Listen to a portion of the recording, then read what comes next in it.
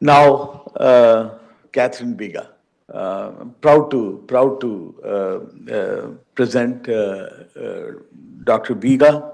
She is the Vice President or President-elect of the American College of Cardiology, and it has been our tradition to have the incoming President of the American College of Cardiology for this meeting for the last 10 years, and we are honored to have her here for a very relevant topic today, the top 10 environmental challenges for cardiologists. So, Catherine. You are so kind. Good morning. And it's actually my honor to be here. I'm humbled to be in front of such an august crowd, and a huge amount of thanks to Dr. Sharma, Dr. Arula, and Dr. Kanini. Dr. Fuster, you amaze me every time I hear you speak. I keep thinking we've got this figured out, and then I realize we really don't yet. And that's much like what I'm going to talk to you about today, is my role, my day job is in Chicago. I have 14 acute care hospitals, about 110 cardiologists and APPs. And what I'm trying to do is make sure our world stays alive and health economics so that you can continue to do the work that you do, that our cardiologists across the country really need, so that we can take care of this burden of heart disease across the country. So what I thought I would do, since we're in the top 10, I thought I'd start with 7 and I'm going to end with 11. So somewhere in between there is my top 10 components. This is actually a slide that I have been using for quite some time because it really identifies quickly where we're at as it relates to our healthcare system in the United States. As I travel internationally, it amazes me that we're not so different across the globe. Cardiovascular disease is a huge burden, and we haven't figured out how to pay for it. So the compression of margins and the contraction of inpatient volume continues to impact how we deliver cardiovascular care. And what we're going to do in 30 minutes, because I do tend to talk fast, so I'll try to slow down, but it's probably highly unlikely, is to really sort of tell us how COVID changed how we deliver cardiovascular care. We have got to do it differently, because as all the new science and technology evolves, all the AI evolves, we still have a huge number of patients who do not have equitable access to cardiovascular care. So doing things the same way we've been doing them is just not going to work. So I'll let you look at this. This is what came out of some of the trade journals. And then I did my own Kathy Biga top 10. So my own Kathy Biga top 10 is what we're going to go through today. We're going to talk about the rapidity of changes, specifically how it impacts our physicians. And then I also happen to teach a course with a little school called Wharton. And we just went through they didn't get to top 10, they got to the top 12. So now as we sort of look at these 3 different lists that I've just shown you, you will see that the similarities between all 3 of them are incredibly significant. They talk about the delivery of value-based care, they talk about team-based care, they talk about patient outcomes, they talk about AI, and yet how do we do this at Mount Sinai as well as across the country? So let's start with number 10, and that's value-based care. Some people think that value-based care is sitting out there somewhere, that it doesn't exist. I'm here to say it exists in spades, and that we're all functioning under a value-based care model. In 2022, our Medicare population was 65 million. You can see 2032, those baby boomers, I'd like to thank you all for working so that us baby boomers can be taken care of. 82 million baby boomers. Medicare Advantage. Physicians tend not to really want to listen to Medicare Advantage. They just think Medicare. But what I see in my administrative role is that our traditional Medicare exponentially drops every single year as more and more patients go into Medicare Advantage plans. Why is that? It's because they get their drugs covered. It's because they get vision covered. It's because they get health systems covered. So that transition for beneficiaries is happening at a rapid pace. Now, why do we care as physicians and healthcare administrators? Because it then starts to follow the same rules as our private payers. So all that pre-authorization, all those administrative burdens that we have to deal with every day continue as that population continues to increase. Also, only 1% of the patient population is responsible for 21% of the spending. The other thing that you'll hear a lot about is that we spend 80% of our healthcare dollars in the last 18 months of life. What does that tell you about our society? It tells you that we tend to not want to talk about death. I think we all think we're going to live forever. We don't want to talk about palliative care. We don't want to talk about hospice. So as we talk about our teams, we need to have our palliative care and our hospice individuals with us so that we can help families transition, because we cannot support the expenditure of that many dollars in the last parts of our lives. The reality is we don't all live forever, sometimes thankfully. The other thing that's really critical is looking at physician compensation. So let me just say, although people will argue with me, physicians are not the responsible party for the healthcare dollar spend. We are the lowest in the graph. If you listen to the Wall Street Journal the last couple of days, you saw United posted their profits. They were not insignificant. So we have our health insurance, we have, our systems are very problematic right now. Their compressions are very, very low. But the bottom line is it's not the physicians. Anybody that sits in the CAC meetings or the MedPAC meetings that determine how we get paid know that physician pay continues to not keep up with inflation. And the cost of cardiovascular care is extraordinary, especially in the United States, and yet our outcomes do not match our spend. So spending $320 billion, and we don't have any ceiling on this anytime soon, continues to increase that heart mortality from cardiovascular disease. It is still the leading cause of death. And actually in the United States, we are not changing the trend. We are going up, we are not going down. So we need Dr. Fuster, we need all of you to help us figure out all the ways of identifying this disease, and then we need to get that to the patients at the bedside, to our clinicians. So what is the government doing? Well, this just came out August 1st of 2023, and it's a pretty hefty mandate. It came out from what's called CMMI, which is the Innovation Center of Medicare. I won't bore you with the details of how they actually operate, but what they have basically told us is that by 2025, we will be driving accountable care across Medicare. So I know all of you have forgotten about MIPS, all of you have forgotten about some of the things that have been out there from the government, but I'm here to tell you that we will be seeing some type of bundled care payment for bundles in the not too distant future, because all Medicare beneficiaries will be in a risk-based contract by 2030. That's not that far away. 7 years will go very, very quickly. So our fee-for-service world that we worry about, all those RVUs that people look at, we're here to say that Medicare can't sustain that. And how are they going to move all these beneficiaries in 7 short years? So that's our value-based care. It takes leaders to take us through the next 9. There's a lot we can impact nationwide, but the next 9, we need to understand that if we don't make a decision, we're making a decision. We need to understand that we are leading this. We cannot look to our right or to our left, but we must create that culture that embraces those changes. And we have to be comfortable with uncertainty, because with uncertainty will come agility, and with agility will change how we actually deliver this. So you're it. Help me out here. Team-based care. I'm a huge proponent of team-based care. I like to think it's one of the reasons why I'm helping to lead the college through this next strategic plan of ours.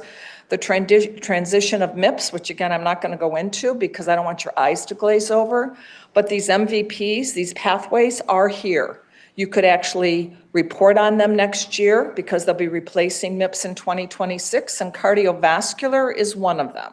So if you ever want to learn more about it, it's one of my favorite topics, but just suffice it to say that as we move to team-based care, it's going to be driven by Medicare. What is team-based care? Team-based care is that delivery of care across the full continuum. It's taken us out of our silos. So I'm very fortunate in Chicago that we have got a service line methodology. So we start with our patients at home, office, hospital, home, SNFs, ECFs. Our APPs go throughout the continuum with our care. So we are into a consolidated methodology with our physicians as leading. It also involves scheduling procedures for the patients, patient pathways. How can your patients get through Mount Sinai? I didn't try to walk through Mount Sinai, but my guess it's a pretty big organization, and getting patients from point A to point B require an awful lot. It's also going to be the development of subspecialty clinics. These are how, when I first went into cardiology back in the 90s, is my top, key professional growth.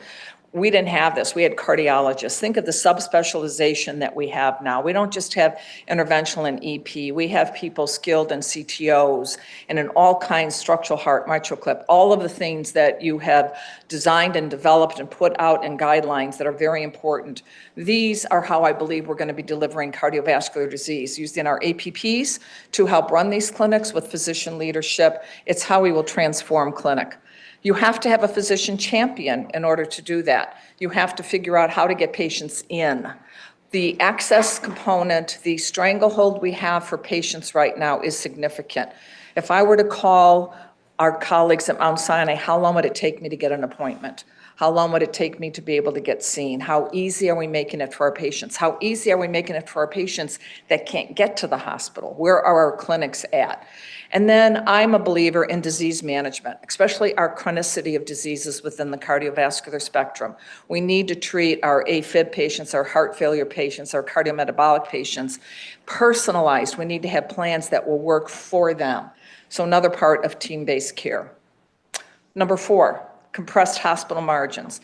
In case you haven't heard, hospitals are having a devil of a time. It is very, very difficult for hospitals to function right now. Many of them are functioning in negative margins, meaning they have no money. Their expenses have outweighed their revenues. A lot of that is coming from the dramatic increase of staffing costs since COVID, increase of supply cost. My guess is you're feeling it here in New York. There are some days we have to close our cath lab because we don't have enough staff. So staffing and margins tend to be really, really difficult, and these margins aren't going to get better. When I ran a hospital, we had a margin of 20%. This year, we're going to be lucky if we get 1%. So very hard, no margin, no mission. Keep that in mind, because it's going to be very, very difficult to do. What are some of those things that are going to hurt margins? Well, I'm going to talk for just a few seconds. I don't want your eyes to glaze over, but I'm a strong believer that site neutrality is going to happen pretty quickly. So I'm going to give you a 30-second primer on how you all get paid. Because as awesome as you all are, I assume you all want a paycheck at the end of the day. So that's sort of my role as administrators, to make sure that we get paychecks to people, because that's how the United States works. These are the 3 ways we get paid. We get paid from the physician fee schedule, we get paid from inpatient or DRGs, and we get paid from outpatient or APCs. And we get paid because of CPT codes. That's just sort of the basic premise of everything. In cardiology, we have 4 places we deliver care to our patients for the most part. We have the inpatient hospital, we all know that well.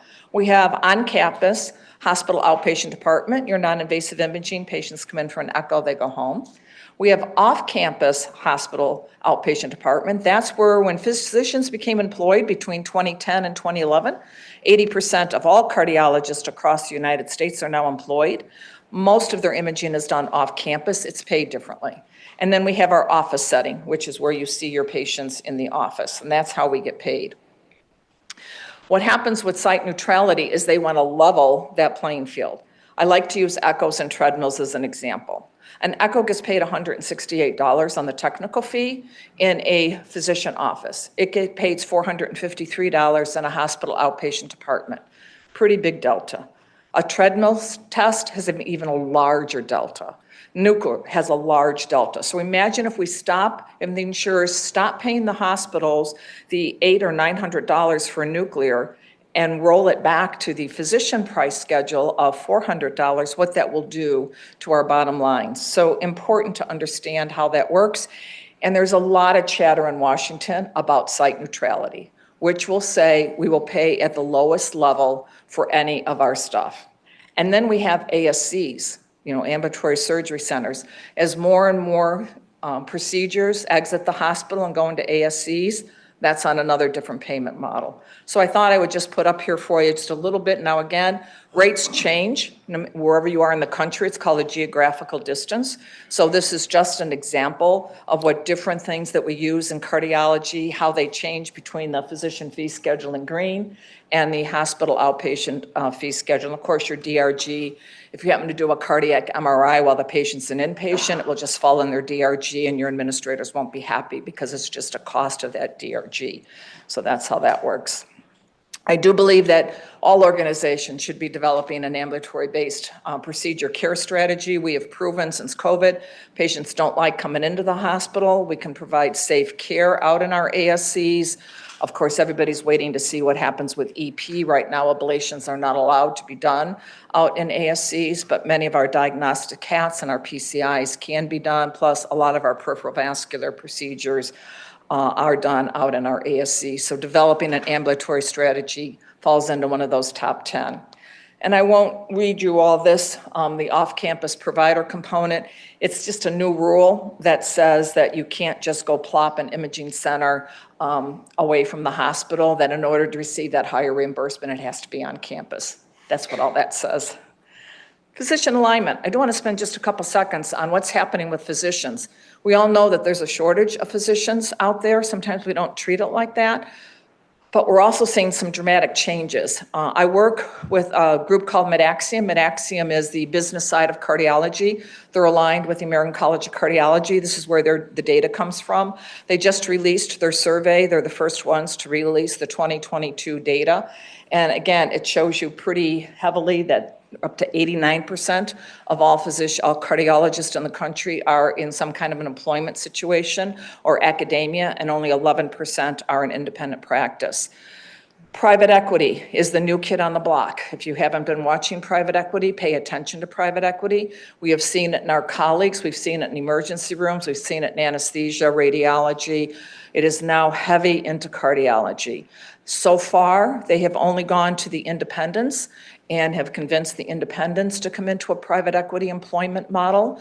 There is now a case study that is going on in Florida where they've actually taken the first employed group of cardiologists, put them into a private equity, and they're going to challenge the restrictive covenant and all the things that come with that. The last part is a new part that I just put on this slide. I've done this talk a few times. This new slide is I'm seeing more and more physicians across the country, maybe not here at Mount Sinai, but being invited to become unemployed. That's the polite way of saying we're going to terminate you. Because what the hospitals are finding is that they can no longer afford the cardiologist. That delta between their compensation and perhaps what their contribution margin is widening and widening. So what can we do? What can we do to keep physicians whole, to have them be able to practice at the top of their license? And we're sort of looking at this model in the Midwest specifically, is where there's a couple of these going in now, where physicians are leaving employment. The hospitals still want to stay aligned. They just don't want to necessarily pay that high a rate for physician compensation. So I'd keep my eyes on how that evolves for our physicians. Number 4, workforce shortage. This is something that it is nurses, but it's really in my world, it's rad techs, it's echo techs, it's nuclear techs, it's vascular techs. It's those individuals that we desperately need as part of our team that are harder and harder to find. We used to say, does anyone want to work during the Great Resignation? I'm not finding that quite so much anymore. We're just finding an incredible difficulty in finding people to work, and I don't think it's going to get better. We also know about the shortage of cardiologists. So over 1 in 4 cardiologists are over the age of 61. So you look to see how you're going to possibly make up using our RVU model, because that's all we've got. We don't have nearly enough cardiologists to serve the needs of the country. And it's not going to get better. So this is from the American Hospital Association. I saw a study. I'm a nurse by background. I saw a study coming out of nursing school where 80% of the nursing graduates do not want to work at the bedside, because there are so many opportunities for nurses now that working at the bedside is not top choice. What does that mean? Because the acuity of our patients in the hospital just continues to grow. What does that mean if we don't have enough nurses at the bedside? How are we going to do that? How are we going to train other people in the team to take their place? We had a great talk about AI, so I'll kind of skip through AI. I think it is something that we need to learn with. I think we also heard that the human factor is critical through AI. We have AI both in equipment and technology, which can be a huge help, but we also have it as it relates to research and all kinds of other things. So I think learning to live with AI, having it work with us and not by us, is going to be really, really important. The goal for AI implementation to optimize patient care, I happened to have the privilege of being in São Paulo last week. Other ICUs have got robots that visit the patients. There's a central physician that works with the patients, and it was fascinating, A, to see it working, but B, to see the patient satisfaction component. So having AI for pattern recognition, that's what AI is good with, machine learning, but having it for risk assessment also becomes very, very important. And of course, clinical support. How can we use AI to clinically support what it is that we're doing? I happened to ask ChatGPT how to do a physician compensation plan. You'll be very glad to know it came up with a very nice model. I needed to do a few tweaks in it. But I think we do need to be careful what he can and can't do, but it's pretty amazing what he can come out with.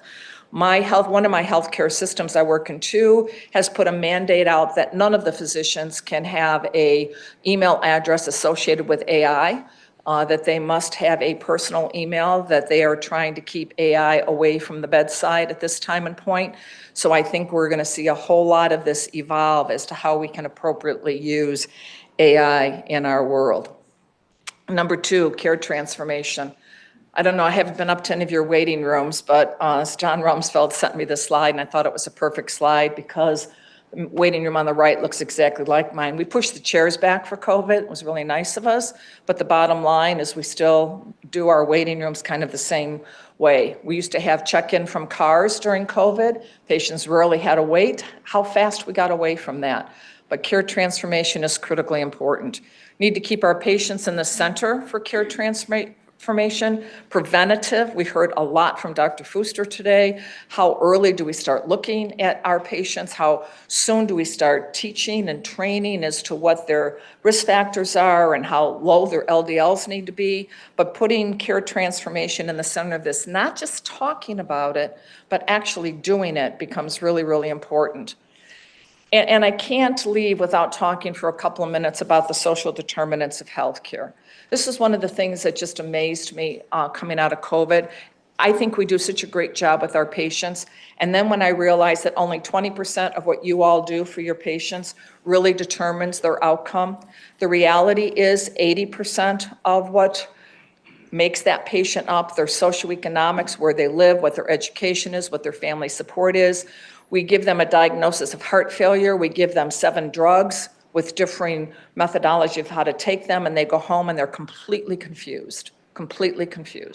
So how do we use our team-based approach to healthcare to impact those socioeconomic factors? Because we can't change those. It is the critical element of how we're going to redesign and change healthcare by realizing that the physical environment and the socioeconomic factors of our patients more than ever will determine their outcome. You'll often hear it referred to as personalized approach to medicine. We have to meet our patients where they're at. If they happen to be Hispanic and they happen to have a diet in heavy salt and they come back in heart failure every week after they've been to mom's for dinner over the weekend, we need to understand that that's where that's coming from and not just assume that they know what we're talking about. So personalized healthcare, in my opinion, this is the number one thing that's keeping me up late at night. So as is health equity and equitable access to healthcare. So the college has a health equity strategy. I think it's apparent on us to all have a culture of strategy within our organizations for ensuring that we have change management, both equity in our groups and our teams, as well as equity to access for our patients no matter where they are, and to prioritize health equity in every single thing that we do. Eliminating the disparities in healthcare is each and every one of ours responsibility and something that we cannot shirk. It's very important. I put this up here because I have found when people say to me, well, okay, fine, great talk, Kath, what do we do about it? These are 3 things that we have done in our organization to actually start to change the culture. So starting up with leadership and governance to set that tone for health equity and access, from your board all the way down to your leadership teams, making sure the people and the culture that you hire live that mission, that they believe in the same things that you believe, and then actually using data. You're all clinicians, so we know that we use data every single time in order to help us do what we want to do in a good way. So I'll leave you with 2 final thoughts. This I use frequently. If you want to take any of those other 10 items that we talked about and actually implement them. These are the key drivers for organizational change, going from establishing the urgency and why you need to make the change all the way up to instituting the change. It's a stair-step process, and if you take each one and go through the process, you will find that you'll be very successful at the end. Keep an open mind to innovation. Prioritize your workforce flexibility. We have to be flexible, both in physician work styles. We have to have flexible work schedules. No more of this is what a cardiology work schedule is, and you work 80 hours a week, and that's how it is. Dyad leadership, I'm a huge proponent of dyad leadership. Obviously, that's why I'm in the position I'm in the college. I have my physician lead, he has me. Together, I like to think we can do great things. Having those two brains, the clinical brain and the administrative brain, work really well. Make sure you're solving to the problem, and of course, monitoring your trends. And I want to leave, yes, I do want to leave. I do want to leave with probably one of the most exciting things that have come from the college and the House of Cardiology over the last couple weeks, and that is our belief that it's time to have a new CV board. So we are actively in that process right now. I think you all have heard the announcement. There's a big webcast on November 14th. Please join us for some of the details as we get ready to submit our application to ABMS so that cardiology can indeed be a distinct and separate board. And I think it's something that you all deserve and something that will be really, really extremely exciting. Thank you.